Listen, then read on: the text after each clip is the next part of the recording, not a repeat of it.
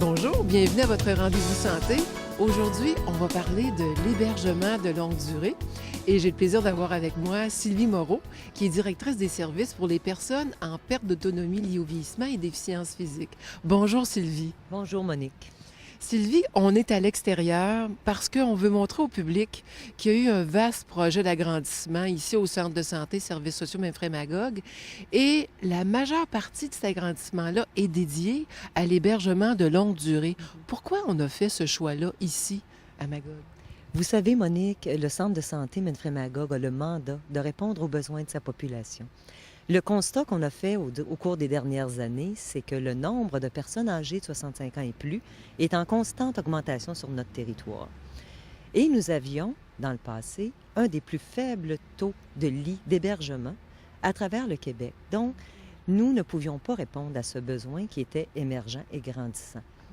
Nous avons donc fait le choix de développer des lits en CHSLD, 72 nouveaux lits dans les faits, et dont 27 sont actuellement déployés, incluant 6 lits de soins palliatifs. Dans le futur, nous serons en mesure de développer, d'ouvrir les nouveaux lits disponibles en fonction des besoins de la population. Mais vous savez, Monique, nous maintenons le cap sur le fait que les personnes âgées, nous voulons qu'elles demeurent à domicile, chez elles, le plus longtemps possible. C'est leur souhait, c'est le nôtre. Donc, on va travailler toujours dans ce sens-là. Mais lorsque ce n'est plus possible, le maintien à domicile, les lits du CHSLD seront prêts à les accueillir. Ce que je comprends dans ce que vous dites, c'est que quand on arrive ici en hébergement de longue durée, c'est un milieu de vie pour des personnes qui ont de très grands besoins. Tout à fait. Ce sont les personnes qui ont les pertes d'autonomie les plus importantes qui viennent habiter en CHSLD lorsque leurs proches ou aucun autre milieu dans la communauté ne peut prendre soin d'eux. Alors Sylvie, qu'est-ce que vous diriez si on allait se réchauffer un peu et on continuait de parler à l'intérieur de l'hébergement de longue durée? Ce serait une excellente idée, Monique. Merci. On y va. Sylvie, dites-moi, l'hébergement de longue durée, c'est pas pour tout le monde. Effectivement, Monique, l'hébergement de longue durée est réservé à une clientèle en très lourde perte d'autonomie. Donc, pour être admis en CHSLD, il faut qu'au préalable, un intervenant psychosocial fasse une évaluation pour déterminer le niveau de perte d'autonomie de la personne âgée. Les niveaux de perte d'autonomie, on les mesure sous forme de profil ISO-SMART. Ça peut peut-être dire rien à la population, mais c'est très facile. C'est une mesure sur une échelle de 1 à 14. 1 étant pratiquement comme toi et moi, avec une légère perte, incapable de faire son entretien ménager ou autre, et 14, totalement dépendant, besoin d'aide dans toutes ses activités. Les gens qu'on accueille en CHSLD sont des gens qui présentent un profil entre 10 et 14, donc les gens qui ont les plus lourdes pertes d'autonomie. Des fois, il y a des personnes qui se présentent ici qui ont une maladie d'Alzheimer, qui ont un trouble cognitif, mais qui sont quand même autonomes pour circuler, se déplacer. Est-ce que ça les cote aussi dans ce profil-là? Parfois, le profil est un peu inférieur, mais ces gens-là ont une particularité, c'est que c'est des gens qui ont besoin d'un milieu sécurisé. C'est la raison pour laquelle, dans nos installations, on a développé une unité prothétique qui permet à ces gens-là de circuler dans un milieu sécuritaire avec un encadrement et de recevoir les soins requis par leur état de santé. D'accord. On a cette année, pas nous, mais le comité des usagers a dédié un budget pour réaliser une vidéo qui a été faite par une firme en communication de Magog en collaboration avec toute l'équipe de l'hébergement de longue durée, avec le service des communications. Et on a fait cette vidéo-là pour des raisons bien particulières. Pourriez-vous partager ça? Bien, le vidéo, l'objectif est dans un premier temps d'informer la population des services qui sont offerts en CHSLD et d'autre part de les rassurer, plus spécifiquement les personnes âgées de 65 ans et plus et leurs proches, en leur montrant à quoi s'attendre. Ce n'est pas cesser que ce soit un inconnu, le CHSLD, mais que ça devienne quelque chose de connu. Et aussi, et surtout, je dirais, démystifier ce qu'est un CHSLD.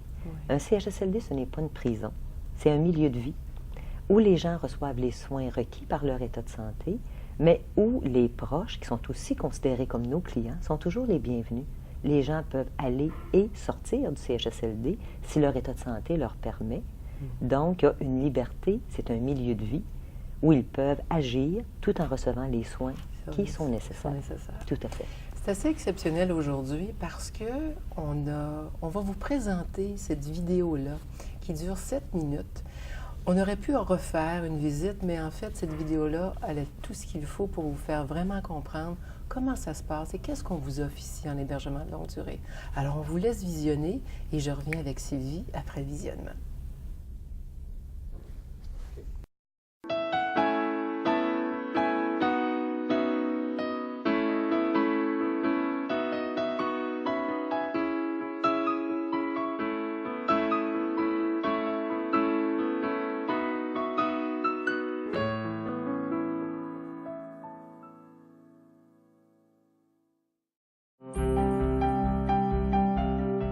Le centre de santé et de services sociaux de Memphremagog est situé à Magog, près du centre-ville et du lac Memphremagog.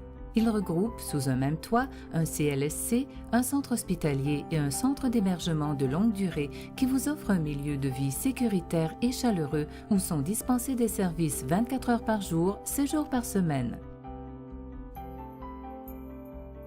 Le centre d'hébergement est organisé en plusieurs îlots de vie pouvant accueillir de 32 à 36 personnes, francophones et anglophones, présentant un profil de besoins et d'intérêts similaires.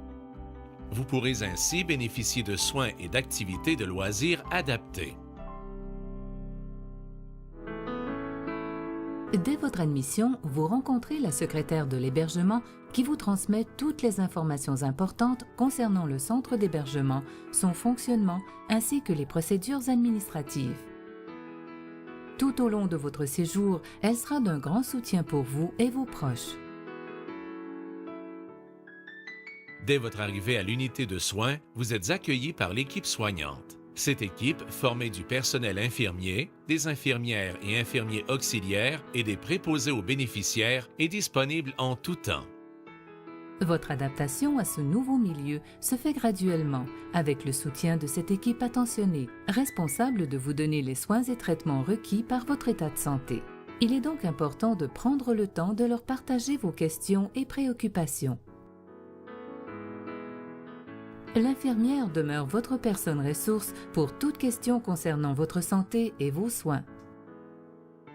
Vos proches peuvent vous visiter tous les jours et il vous est possible de voir votre animal de compagnie. L'infirmière en évaluera la possibilité en tenant compte des règles de sécurité et de prévention des infections. Un médecin s'occupe de vous tout au long de votre séjour. Une première rencontre avec vous et votre répondant permettra de préciser vos attentes quant aux soins médicaux requis par votre état de santé. Les travailleuses sociales sont d'un grand soutien pour vous et vos proches. Elles sont là pour vous écouter et vous aider à conjuguer avec vos pertes, vos deuils ou tout ce qui concerne votre vie quotidienne, vos relations interpersonnelles et vos liens familiaux. Toutes les chambres sont privées avec un ameublement de base et des espaces de rangement. Vous pouvez apporter des objets personnels tels que précisés dans le guide d'accueil qui vous sera remis préalablement à votre admission. En collaboration avec l'équipe de soins, l'équipe de pharmaciens s'assure que vous ayez une médication optimale selon votre état de santé.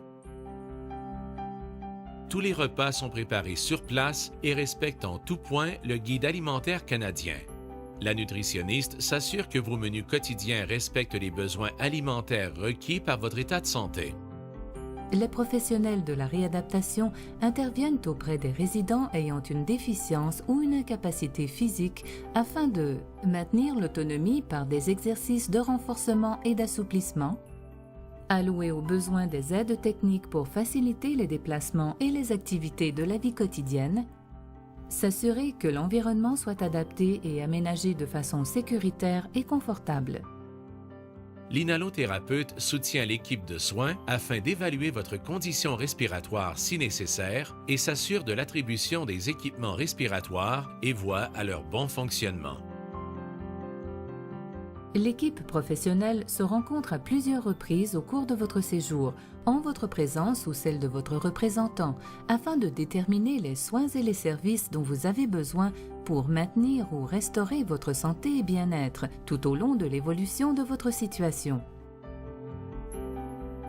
Nous nous assurons du respect de vos croyances religieuses et, si vous le désirez, l'aumônier est à votre disposition. La chapelle est ouverte en tout temps et la messe y est célébrée tous les jours, sauf le jeudi.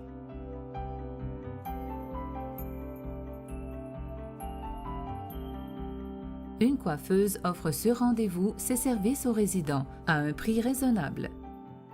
Les actions de l'équipe de loisirs sont axées sur la qualité de la relation et sur les valeurs de plaisir et de bien-être. Le service des loisirs est composé d'une équipe de gens désireux de vous offrir une gamme d'activités valorisantes, divertissantes et adaptées à vos besoins. Votre famille ou vos proches sont encouragés à y participer activement. Le service d'hygiène et de salubrité est composé d'une équipe de gens formés et soucieux de vous offrir un milieu de vie agréable, propre et sécuritaire. Ils entretiennent avec vous des contacts chaleureux, empreints de respect. L'établissement fournit gratuitement des services de buanderie et de lingerie. Nous comptons près de 150 bénévoles dévoués qui s'investissent régulièrement auprès des résidents, tant pour les loisirs, la pastorale, les soins palliatifs ou tout simplement pour améliorer votre mieux-être. Leur contribution est grandement appréciée de tous. Les comités des usagers et des résidents ont pour mission de vous informer sur vos droits et obligations, de promouvoir l'amélioration de votre qualité de vie, de défendre vos droits et intérêts, ainsi que de vous offrir accompagnement et assistance. Ils se rencontrent régulièrement afin d'assurer pleinement leur mission. Votre avis est important pour nous. Il nous permet de contribuer au processus continu de l'amélioration de la qualité de nos services. Le commissaire local à la qualité et aux plaintes est à votre disposition si nécessaire. Les unités d'hébergement sont sous la responsabilité des chefs d'unité. Ces personnes s'assurent du bon fonctionnement des services, de leur qualité et de la gestion du personnel. Soyez assurés que nous donnons le meilleur de nous-mêmes à tous nos résidents dans un climat empreint de respect et de compassion. Toutefois, les meilleurs soins ne peuvent compenser l'amour d'un proche. Même s'il ne suffit plus, il demeure pour toujours essentiel. Alors Sylvie, notre émission tire à sa fin. Je vais vous demander si vous avez un message pour les gens qui nous écoutent.